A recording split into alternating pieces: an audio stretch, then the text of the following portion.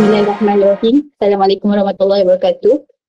Saya Raki, digital marketer daripada Monokal. Cara sedikit pengenalan lah. Saya bersama dengan Monokal sejak September. So this is the 4th month saya dekat Monokal.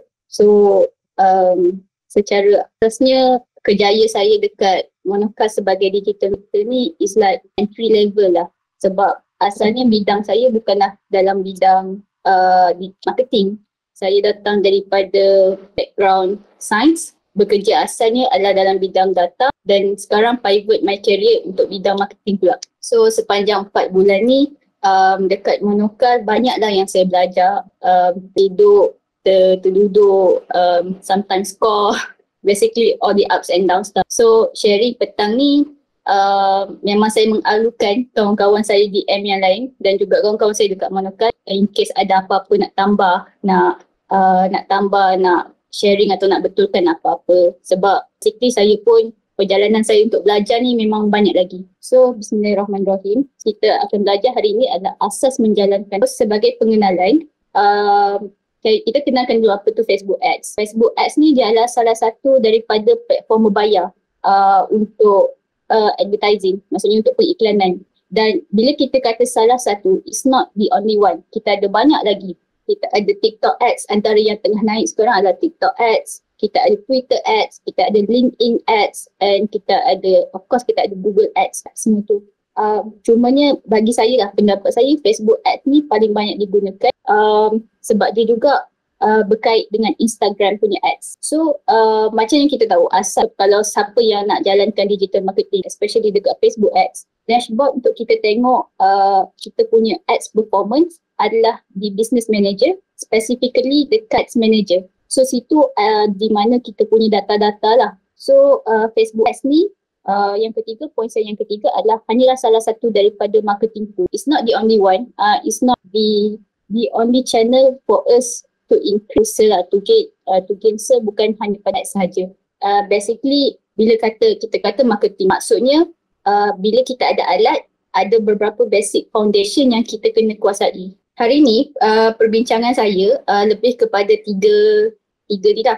Saya tak bawa, bila saya kata asas dalam menjalankan Facebook ads, saya tak go for technical setting semua tu, sebab yang tu pun saya pun masih lagi dalam proses nak belajar, masih lagi dalam proses mahirkan lah. So saya nak pecahkan lebih pada 3 proses secara general. Yang besar is melibatkan preparation dengan post analysis. 3 ni dia macam dia tidak dilakukan masa sehari tau.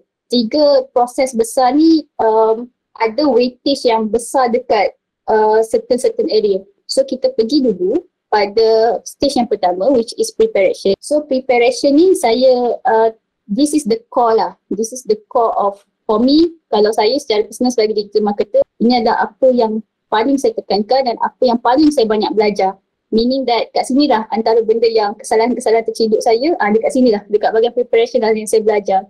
So I need to prepare more. Okay, bila melibatkan preparation, dia ada 3. Satu research, and then planning. Okay, research ni, yang ni saya belajar daripada Arsyad lah. Arsyad, our copywriter. Saya belajar daripada dia. Saya tanya dia macam mana Arsyad buat copywriting. So Arsyad share, so saya share pula dengan anda semua. Pertama, research the company lah. Kita nak the client, kita tahu klien tu apa produk dia, siapa founder dia. And satu benda juga yang saya belajar juga baru-baru ni dah establishment history dia. Maksudnya kenapa founder tu decide untuk bina business ni? Is there any is it because inherited from the parents punya company ke?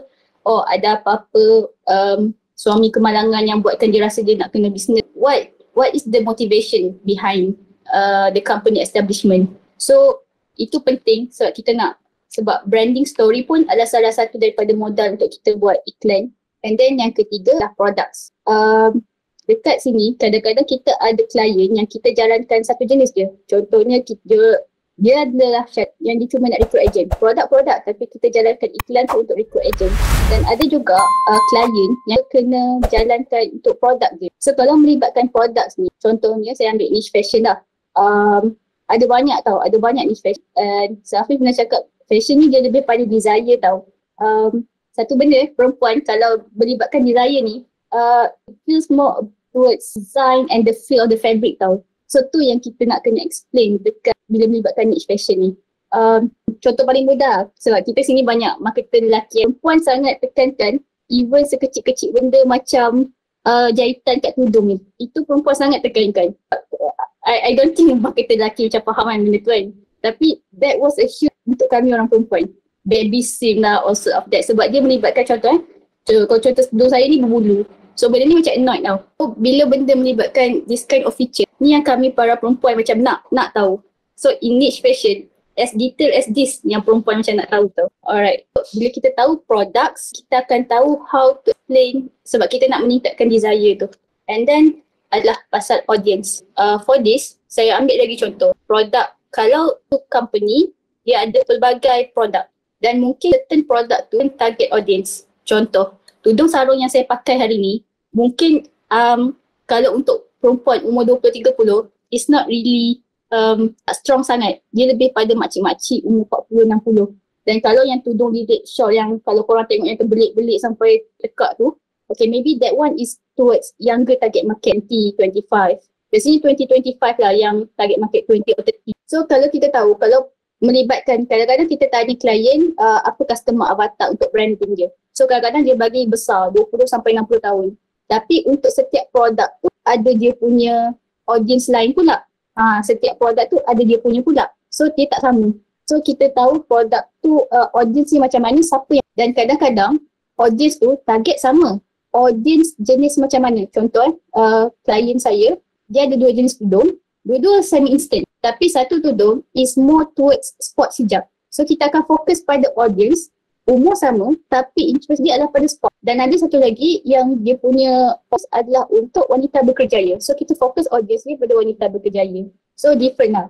And then the fifth one adalah competitor. Yang ni biasanya kalau saya nak research pasal competitor ataupun sikti semua ni, saya akan search sama ada dekat Facebook. Facebook tu maksudnya kita tekan je keyword dia. Contoh kalau kita keyword kita tudung atau keyword kita face mask. Bagi general, dan kita tengok semua post. And then bila kita dah research kat sana, and then kita research pula dekat ads library untuk tengok yang, and then ketiga, okay, yang ni pun power juga kalau kita boleh tengok kat Shopee. Kalau niche, kebanyakan lah, bukan fashion tak, saya nampak memang Shopee lah yang paling banyak dia punya testimoni. So bila kita tengok kat sana, kenapa kita nak tengok competitor juga? Sebab kita akan perasan kadang-kadang klien kita, dia akan ada sama kan competitor yang hampir sama-sama, hampir macam direct competition dengan dia. Dan kita akan nampak macam mana competitor ni dia orang punya audience. Ada competitor yang just serve audience dia dari kita tengok gaya bahasa tau. Contoh, ada yang macam dia guna macam English style. Ada juga yang guna macam sis, ni kartun semua-semua tu. So if we know what kita, klien kita, which is kita lah, kita anggap kita ni pun ni klien, kita dan competitor lain, kita tahu okay, so this our competitor, apa yang dia like, apa yang kita boleh serve untuk closekan dengan perempuan, dengan audience kita yang perempuan wanita ni. So okay, one more thing, bila melibatkan competitor juga, especially untuk niche perempuan lah, maybe this is a new insight lah untuk marketer lelaki juga. Kalau korang perasan fashion valet ataupun Dux, kalau diorang selalu gelarkan diri, diorang selalu gerakkan diorang punya orang yang beli tudung diorang tu as Dux. So kalau korang tengok dekat post Instagram, hi Ducky semua tu, okay, that is how they create community within diorang punya brand. So sesiapa yang beli tudung Dux tu, kadang-kadang orang nak beli tudung Dux, bayangkan tudung Dux kosong tu sebenarnya 200 weh, setengah 100. Orang beli sebab orang tahu diorang sangat respon. Every time orang upload je, bahkan re-upload balik story orang tu, and dia akan thank you Ducky for you. Dia akan rasa belong tau. Perempuan punya dia punya emotional fragile tu macam tu lah. Maksudnya macam oh kita nak rasa belong. So that's why ada gelaran Ducky. And biasanya voice yang dia guna untuk represent biasanya konsisten. Contoh, diorang akan bahasakan diorang SD. Hi, okay, so hari ni Di nak cerita pasal, kadang-kadang kita tak tahu pun on behind that siapa dia yang tulis, bukan si D tu pun. Tapi itulah penting untuk kita tahu competitor. Okay, competitor kita pula guna macam ni pula. Okay, so itu okay, then second pass data. Okay, pass data ni antara yang paling saya belajar lah dekat benda yang paling lah yang macam saya belajar mistake lah. Always see kita tahu apa yang perform dengan apa yang tidak. Really save us time daripada kita kena invent new flywheel pula. So kadang-kadang antara kesalahan awal saya share je lah apa salah saya masa awal-awal adalah saya selalu ingat okay I have to create new copies, but then this time I learned that no, it's not necessary. Saya boleh belajar daripada klien tu sendiri, dan saya boleh belajar juga daripada cara competitor dan orang lain tulis copy juga, and I just innovate here and there untuk jadikan copy saya sendiri. So pass data is very important. And then the third one, okay, so these two, the first two adalah antara benda yang saya rasa for me personally benda yang paling saya belajar yang saya kena tekankan, and even sampai sekarang pun masih lagi lah saya macam I should put enough effort on this untuk dua ni. Because kalau dua ni tak strong, saya tak faham apa saya buat, saya akan terciduk the part which is planning dengan juga tech. So on planning, kat sini kita ada objektif, kat sini kita ada, maksudnya objektif, okay, is it traffic or conversion? So traffic pula untuk klien yang dia banyak, dia ada Shopee, dia ada website, dia ada DS, dia ada dropship, dia ada kedai. So benda tu banyak. So we need to know, okay, apa objektif? We need to ask the client, do you want the eyeball, maksudnya dia nak traffic pergi website, or do you want conversion, maksudnya convert terus ke, ataupun do you want to go for DS or more personal type? So objektif ni penting. Okay, and then taste of funnel, this one pun saya masih lagi dalam proses belajar. In fact sangat kena belajar testing phase dengan funnel ni, which one, P1 or P2. Yang ni Afif ada ajar kami dekat marketer juga, dekat Monokal juga.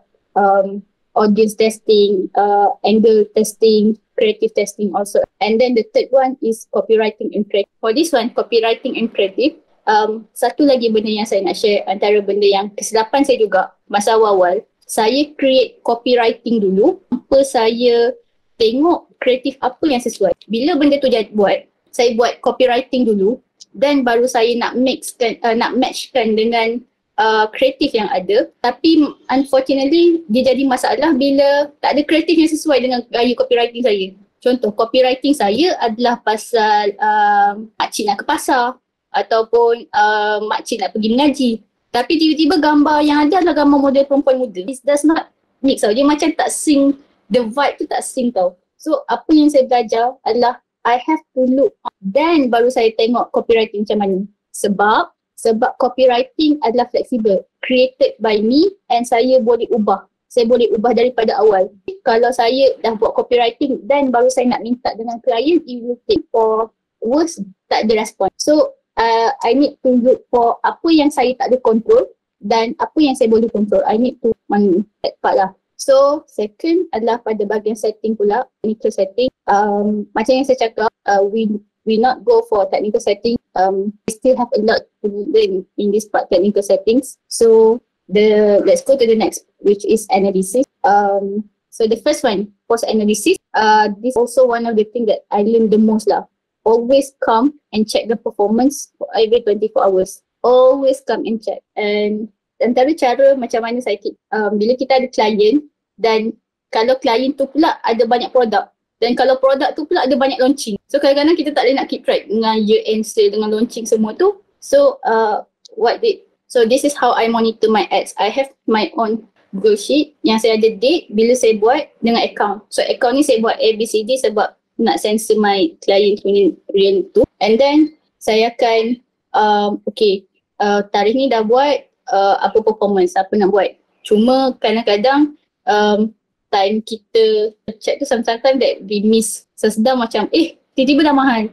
It was memang bad luck lah. So I need macam memang setiap hari sekarang ni try to discipline myself every day, go and it does not just walk through account untuk tengok account tu error ke tidak, but walk through all the ads untuk tengok the performance, sama ada mahal atau tak, is it perform or not. And then last to the KPI, borderline and budget. KPI, it is something that kita sebagai service, this is one of apa yang Safif ajar saya jugalah. Kita as service, marketing analytics is like something like service punya business. Kita serve client based on expectation diorang. Expectation become our KPI. Dan kalau ada apa kekeliruan, meaning tak jelas, KPI tu tak jelas, nak traffic ke, nak conversion, nak ni, then we need to realign.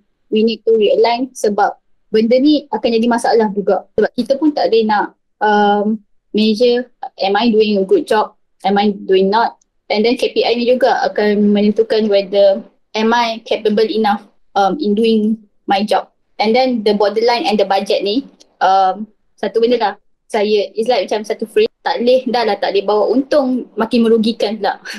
It's like something, kita kena hati-hati jugalah. Sebab kadang-kadang spend a lot and kita pun careless, we do mistake and kita tak nak benda tu jadilah. We cannot help them, but unfortunately we make it worse by spending their money recklessly. And then, so to conclude, sharing for today, being a marketer is not just about Facebook ads. This is one thing that I learned dekat Monocle juga, macam early, macam wow, banyaknya. Banyaknya sebab my very first impression adalah Facebook ads, macam mana nak setting semua tu. I learned a lot about marketing sebenarnya dekat buku kelas online. I learned a lot. So bila saya masuk Monocle, when I get my hands on doing all this, then I macam okay, being a marketer is not just about Facebook ads, is just meaning that kalau faham marketing, kalau tak faham the basically marketing lah, sebab marketing adalah benda yang besar, dan andai kata tercedok dekat Facebook ads, kita susah nak flexible on other platform. In fact, being a marketer is not just digitalizing the marketing process. Sekarang ni kita nampak term digital marketer, tapi kita bukan sekadar nak jadi digital marketer, the marketer that can digitalize the company, the brand. We want to be marketer, meaning that online or offline, we can see the marketing as a whole subject lah. So I leave out the sentence being a marketer is what, so that my fellow marketer friends maybe boleh sama-sama tolong jawab, maybe boleh sama-sama bagi pandangan what is being a marketer, that you guys understand who is the marketer actually is. So that's all from me. Thank you.